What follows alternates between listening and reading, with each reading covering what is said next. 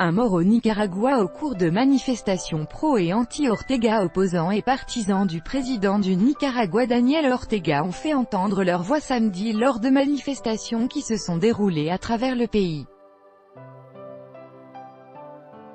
Un manifestant pro-Ortega a été tué après avoir reçu un tir dans le dos lors d'une manifestation anti-gouvernementale qui défilait devant la mairie de Matagalpa, Nord, troisième ville du pays, a affirmé la police. La victime est Lénine Mendiola, fils d'un leader historique du parti sandiniste au pouvoir, selon un communiqué de la police publié par le gouvernement. De leur côté, des médias opposés au pouvoir ont également rapporté des incidents à Matagalpa et affirmé que des paramilitaires liés au pouvoir ont tiré sur des manifestants, sans préciser s'il avait fait des victimes. Près de 4 mois après le début de la révolte contre le président Daniel Ortega, qui a fait plus de 300 morts, des marches se sont également déroulées dans les villes de Managua, Léon, Nord-Ouest, et Juigalpa, dans la capitale Managua. 2 manifestations, pro- et anti-Ortega, étaient organisées. Elles sont parties à moins d'une demi-heure d'intervalle et se sont déroulées à moins de 2 km l'une de l'autre. La « marche bleue et blanche », aux couleurs du drapeau du Nicaragua, a réuni des dizaines de milliers d'opposants à Daniel Ortega qui ont scandé, le visage dissimulé derrière des foulards, « Liberté, alto détentions illégales, liberté pour les prisonniers politiques ». Loin de là, une marée de drapeaux sandinistes rouges et noirs a marché au nord de Managua avec des slogans de soutien à Ortega et à son épouse et vice-présidente Rosario Murillo.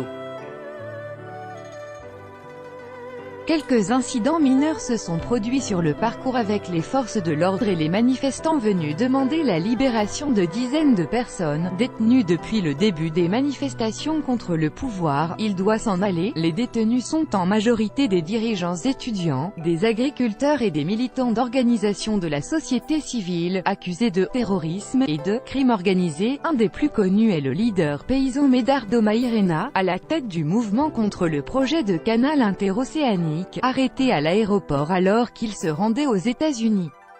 Il est également membre de l'Alliance civique, qui participe au dialogue, actuellement en panne, avec le gouvernement et fait l'objet d'une procédure judiciaire à huis clos pour terrorisme et crime organisé. Nous sommes ici pour nos prisonniers politiques, pour exiger leur liberté, a lancé une oratrice, le visage caché par un masque, qui ne s'est identifié que sous le pseudonyme de « Siempre Viva », du nom d'une fleur. Ce gouvernement a décidé de réprimer les étudiants. Nous sommes venus lui dire aujourd'hui qu'il doit s'en aller, a-t-elle ajouté. Des partisans du président du Nicaragua Daniel Ortega manifestent à Managua le 11 août 2018. Copyright AFP. Inti Ocon. Les opposants au président Daniel Ortega, 72 ans, au pouvoir depuis 11 ans, l'accusent de corruption, de népotisme et d'avoir instauré une dictature avec son épouse Rosario Murillo. De leur côté, les manifestants pro-gouvernementaux, arrivés en bus, en voiture, en moto ou à pied ont défilé au rythme de chants sandinistes. Vive le commandant Daniel et la camarade Rosario, a lancé un leader de la marche pro-gouvernementale. Qu'ils vivent, lui répondait en écho la foule. Nous venons ici pour exiger que justice soit rendue, que les terroristes paient pour les dommages qu'ils ont causés au pays, a expliqué Lala Pineda, une commerçante de 47 ans lors de la marche officielle. La qualification de « terroriste » désigne les opposants dans la rhétorique sandiniste.